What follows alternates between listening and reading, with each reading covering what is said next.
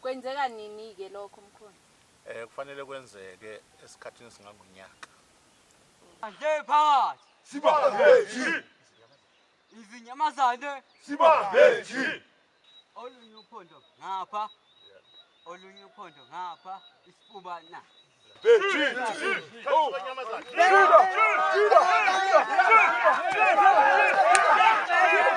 Lo isimbone ginqika ke yena laphana kade sekwenze njani belingisa ukumgwaza? Lo ke umholi wenqina.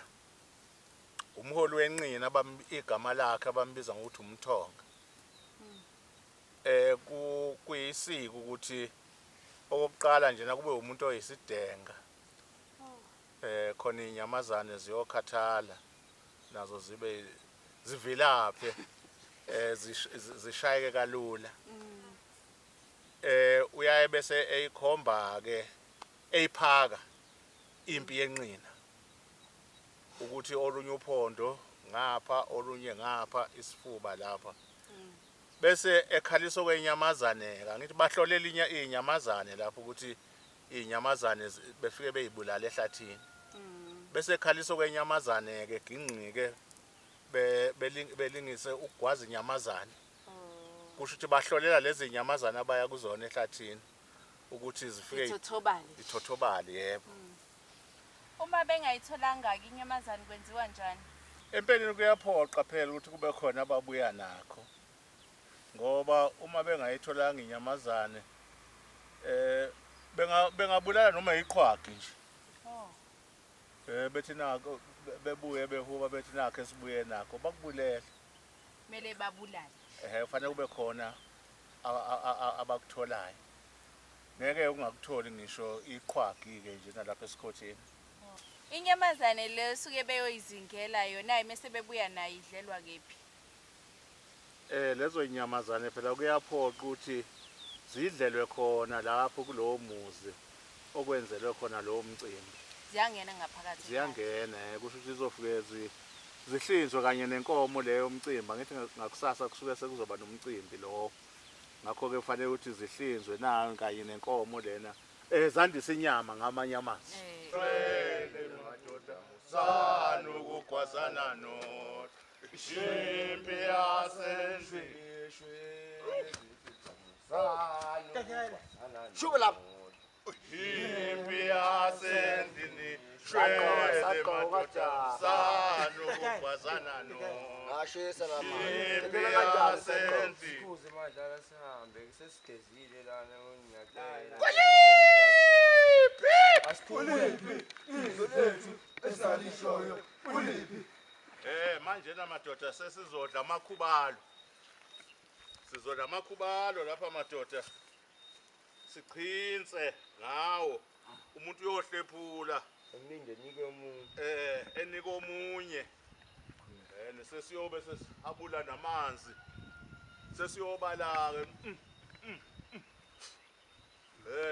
Ngeke ngisabala ngithi 1 ngoba nami ngobe nginothe emlonyeni. Sibona amadoda egeza ngabe segezelana. Empeleni amadoda asuke egezela umufi. Lo abasuke bemlandile.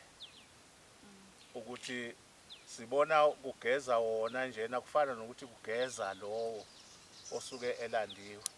Ukuthi akagezeke manjena engene ekhaya engangcolile. Uma sebeqeda ukugeza benza njani? Bayahuba bebuyele ekhaya. Kodwa abathi befika nje nabebengena ekhaya. Kudingeka ukuthi behlangatsheze ngokuhamba lesizulu lapha nesangweni. Bese behabula ke.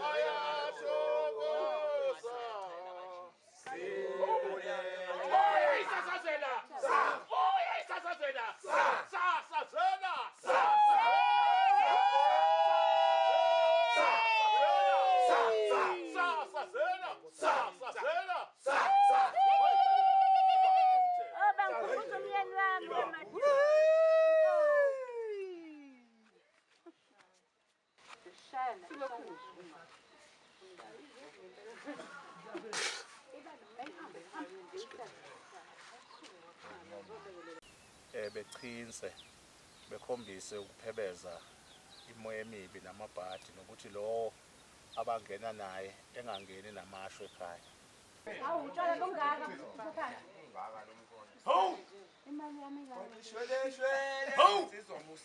Lobo busalile utshwala sibone sebebuchitha kade bebuchithelani ke bona. Njoba sishilo ukuthi lapha bakhipha umshophi. Lolu khamba lobutshwala bebechintsa ngabo bekuyindlela yokukhipha umshophi. Ngakho ke utshwala lobo busele buyingxenye nakho yotshwala bomshophi, ngakho kufanele ukuthi ungene ekhaya.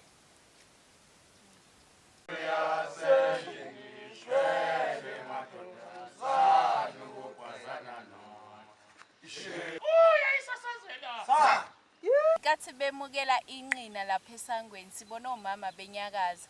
Ngabe kade ibizwa ngani lento le ekade beyenza? Lokhuyana bekuwumnyakazo njena okuthakasela ukubuyiswa komoya kamufi ekhaya.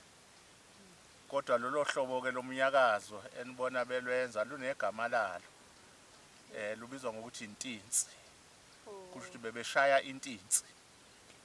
Ngabe intinsi ishawo omama kuphela noma nezintombi ziyayishaya nayo?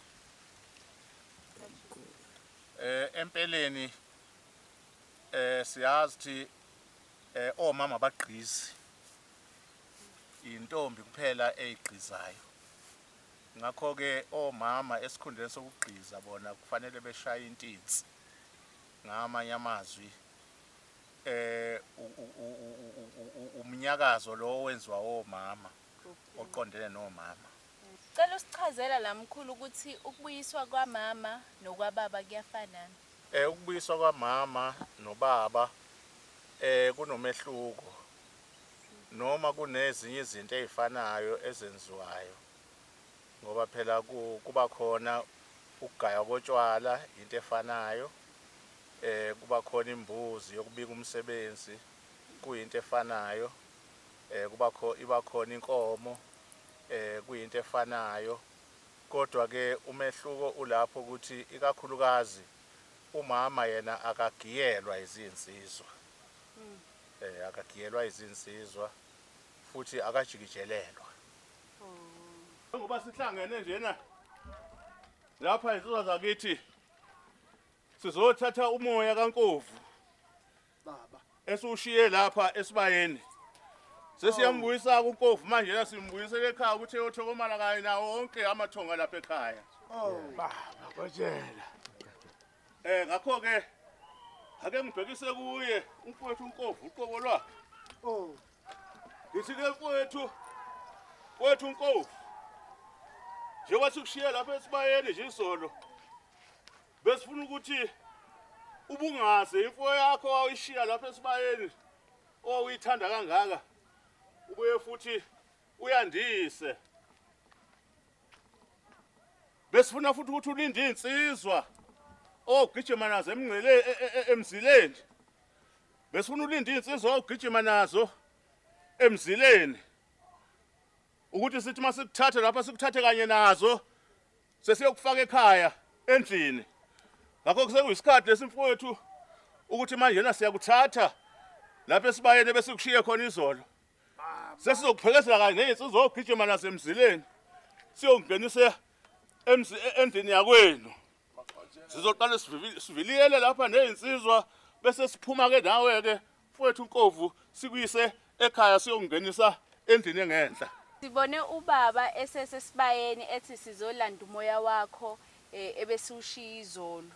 Kungani bengavelanga bangena nawo nje baqale bawushiye esibayeni? Kunenkolelo ukuthi uma befika naye kufanele beqale bemngenise esibayeni, bemshiye khona ukuze bungaze imfuyo yakhe owayishiya eyithanda. Okunye futhi ngoba kusuke ngakaba umcimbi lapho okuphelele khona izinsizwa owayegijima nazo. Kusuke kulindwe lezo insizwa ke owayegijima nazo emzileni ukuthi engeniswe endlini esehamba nazo sengeniswa izona khona ezongena naye ekhululekile ejabula. Amadodakazi asekhaya aganile nawo ngabayagezwa. Kuyaphoqa ukuthi emva kwesikhashana kushoniwe bese kuthunyelwa emadodakazini lawa aseganile ukuthi nawo makeze ezogezwa ekhaya. Lokho kwenzela ukuthi bekwazi ukudla nabo bekhululeke uma kudla umndeni wakubo. Ngoba uma bengageziwe ngeke bekwazi ukudla kwakubo ngoba suke besangcolile. Kuyaye kuthiwe badla idla kubi. Idla kubi ke okusho leyo nto izoba nomphumela omubi endodakazini uma idla. Imphumela ke emibe ejwayelekile mhlambe kuyaye kube nje ukulunywa izisu engapheli uma bedle leyo nyama bengageziwe. Sike sizwe mkhulu ukuthi umama meshonelo umyeni uyakangenwe. Ungenwa nini ke? Isiphi isikhathi esilungile ukuthi angene? Uqala njena phela ngeke engenwe umama esazilile. Kufuneka elinde ezekhumula inzilo ngaphambi kokuba engenwe. Futhi okungaphoqi phela ukuthi kufuneka engenwe noma engathandi. Uyongenwa yena mayethanda ukuthi engenwe. Kodwa ke kufanele ukuthi kwenzeke lokho eseyikhumulile inzilo, esemzilele ngokwenele umkhwenyana wakhe. Ubani ke onelungelo lokuthi amngene, oganiwe noma ongaganiwe? Mhlambe ngabe inkosana noma umagcino. Khona kufanele engene umuntu ovele seganiwe. Ukuze engathi eqala nje lona engakaze eganwe oseqala ngumfelokazi. Ingane encane yona yenzelwani uma ishonile emva komngcwabo? Ingane kakhulukazi le yentombazane iyaye yenzele lokho abakubiza ngokuthi itete. Okuyaye kungahlatshwa inkomo kuyona kodwa kuhlatshwa imbuzi kuphela. Eyomfana?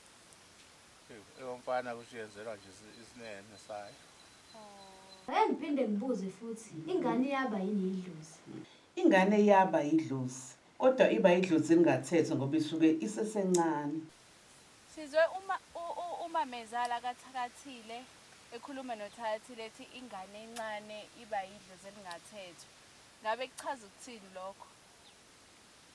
Lokho kusho ukuthi igama layo ngeke likwazi ukubizwa emsamo kucelwe izinhlanhla kuyona ngoba ibisencane ithathwa njengokuthi umuntu ohambe engakabi nalutho emhlabeni. Kanti ke namanzi akade egeza umkhonyana awuwachithi. Uma wachitha usuke usufana ukuthi usuchitha yena umkhwenyana uyabona awachitha amanzi ade egeza umkhwenyana. Uma uphaka awumphakeli uqala ubaba wesekhaya ngoba lokho ngokumbangela ukuthi esheshe ihambe emhlabeni. Ubheke ngempela ke lokho ukuthi uma uphaka awuqala uphakele ubaba.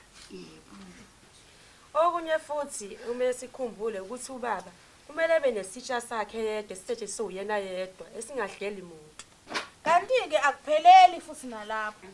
Kumele aphinde futhi umnomzane abe nesigqoko sakhe ahlala kusona yena yedwa. Asihlalo omunye umuntu. Kanti ke futhi okunye uma uphaka uqala ukuphaka ukha okokuqala uthele phansi ebese ke uyaqhubeka ke nokuphaka. Awuthi nje uqala uphaka uthele esitsheni somyeni. Ngoba uma ukhe waqala ngaso Uzohamba yena. Uyamkhaphela. Uthi akahahle. Amanzi akade egeza umkhwenyana akufanele ukuthi echithwe umama wakwakhe. Unkosikazi wakhe ngubeke ngaleyo ndlela. Ngoba bathatha ngokuthi uma lawo manzi amele yena umkhwenyana awuyena. Uma ewachitha kufana ukuthi uchitha yena ngaphandle lapha ekhaya. Manje mesegula noma esegula mhlambe sekumele ukuthi amgeze akamchithela amanzi. hayi uma isegula phela nabaphansi okuyibona abasunguli bamasiko lawa basibona isimo ukuthi umchithela ngoba esegula nokudla ke ngokunjalo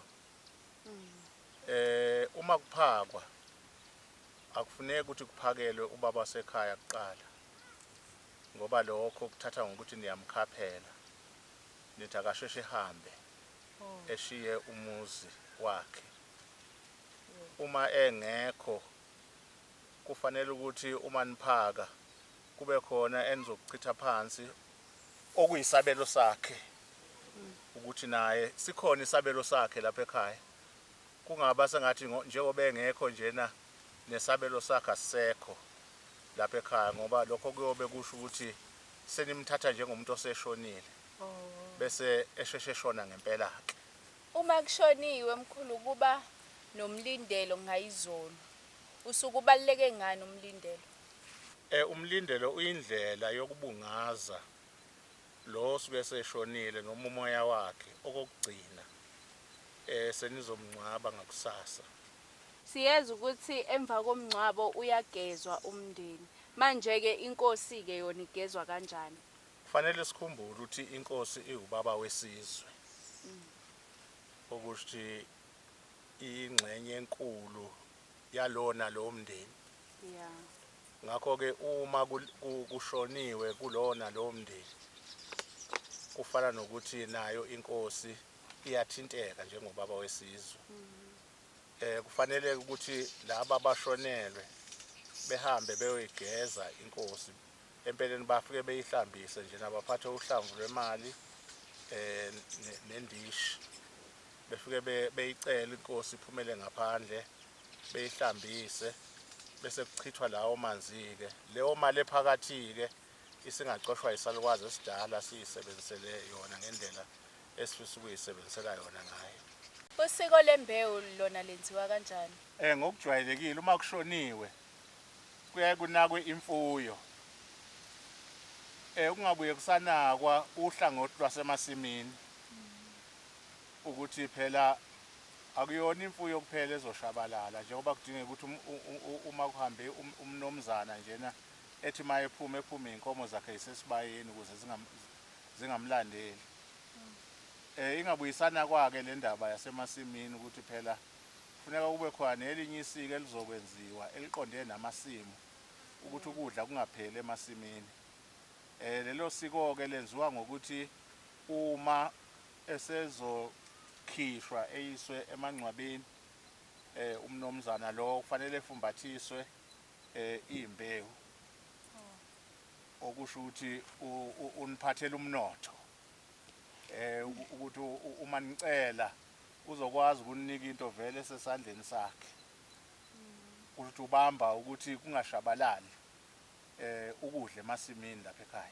Ubani ovumeleke ukuthi ahlale nesidumbu? Kungaba abantu besifazane noma abantu besilisa? Ukunqamula lo mbuzo njena abantu okufanele behlale nesidumbu abantu besifazane. Kungani kumele kuba abantu besifazane? Ingoba uma umuntu efika lapha emhlabeni ufikele ezandleni zabantu besifazane. Ngokunjalo ke noma esehamba kufanele singathwe ibona abantu besifazane. Abantu laba abaziwa ngokuthi akubona futhi abantu bodlame. Sibona indodana kuthiwa akahamba yogwaza ithuna. Kusho ukuthini ukugwaza ithuna? Njengoba inkomo iyaye kuthiwa yathiwa umnikazi wayo. Kanjalo nasethuneni. Kufanele ukuthi uma kushone ubaba nje mhlambe indodana yakhe endala iyona okufanele iyokhombisa abantu lapho kufanele bembe khona ithuna likayise. Ifika lapho ke igwaze ngenhla ngasekhanda lapho kufanele ukuthi lapho okusuke kuzombiwa khona. Bese kuqala yona ke futhi ibadwebele ngokushaya mhlambe ngepiki kufana nokuthi yathi inkomo kufana nokwathi inkomo nje ne shaye ngepiki izungeleze yenze umfanekiso wethuna ukuthi lizoba lizoba ngaka bese beqala ke abanye ke bemba ke Obani-ke okumele babambe uhlaka noma ibhokisi mawukuthi sekuyaphunywa sekiwe emangcwabeni nanokuthi omama balandelana kanjani. uhlaka noma ibhokisi kufanele libanjwe amadoda amadala omndeni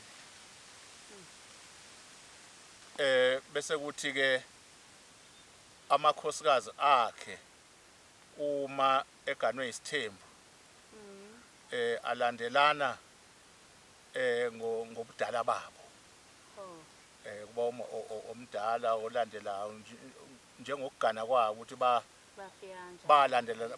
balandelana kanjani ngokugana kwabo lapha ekhaya.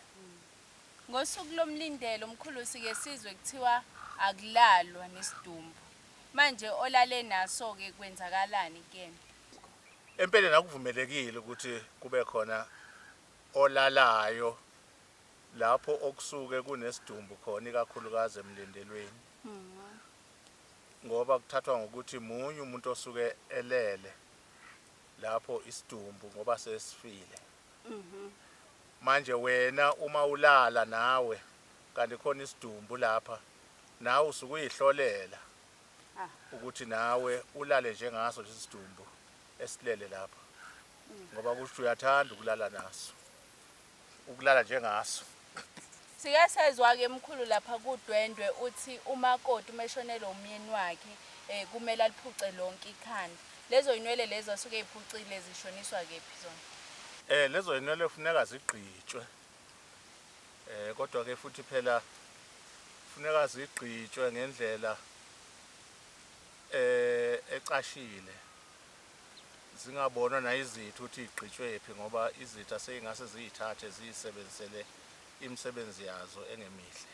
Kuba njani emkhulu malingakhishwanga uhlamba? Lo muntu phela kusho ukuthi akabuyiswanga ekhaya ngakho ngeke ezebe idlozi lasekhaya. Esikhundleni salokho uzohlupha lo muntu elokho ekhala ngokuthi unquna kagqokile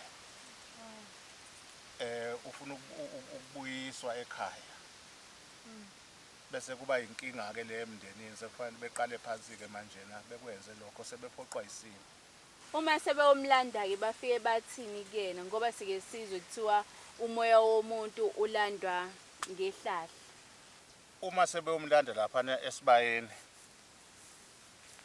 ababuye besaliphatha ihlahla ngoba usuke sethathwa njengomuntu ovele sekhona ngaphakathi ekhaya sebemngenisile ngaphakathi ekhaya.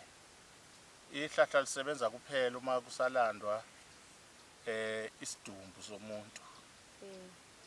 Uma sekungasesona isidumbu sebemlanda lapha nesibayeni abasaliphathi ihlahla sebeyakhuluma nje naye bemazise phela ukuthi njengoba bemshiye lapha esibayeni nje na bekulindwe phela insizwa nazi insizwa seyifikile ke sezikhona sebeyamthatha ke manje na sebeyomfaka endlini ephekezelwa izinsizwa owayegijima nazo emzileni.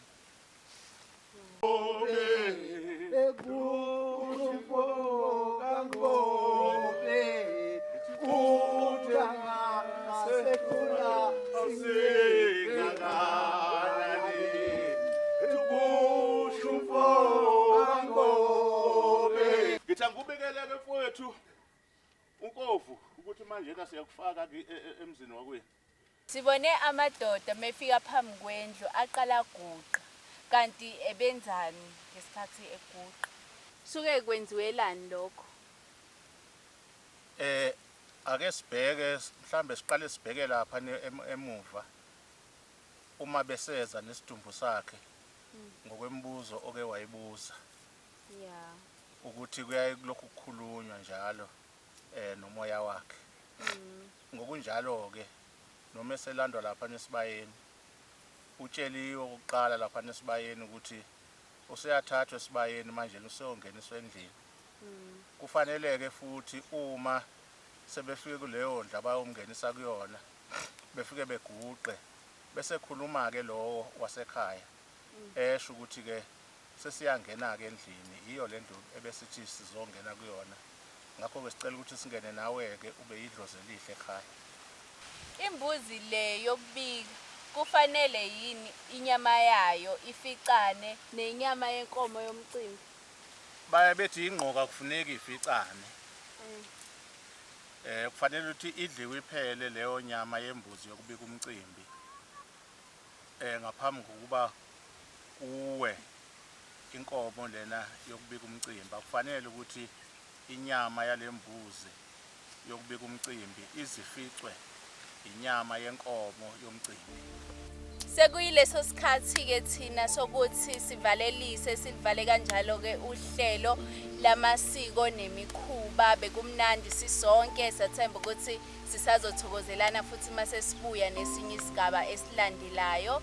Siyabonga ukuthi ube nathi kulolu hlelo lamasiko nemikhuba. Kuningi nathi esikufundayo, siyathemba ukuthi nabalaleli ukuthi kuningi abakufundayo. Siyacela uvalelise kubabukeli. Babukeli bethu, siyabonga kakhulu ukuthi nibe nesineke sokuthi nithamele lolu hlelo lwethu oluphathelene namasiko nemikhuba. Esikwenzile-ke bekuyilokho kusemandleni ethu nangokophenyo lwethu. Sesithembele kunina-ke futhi ukuthi nizonezezela ngemibono yenu ukuze nathi sikhule, ngoba sifuna ukuthi siyiqinise le ndlu yamasiko ingaqhubeki nokuphila. Siyabonga.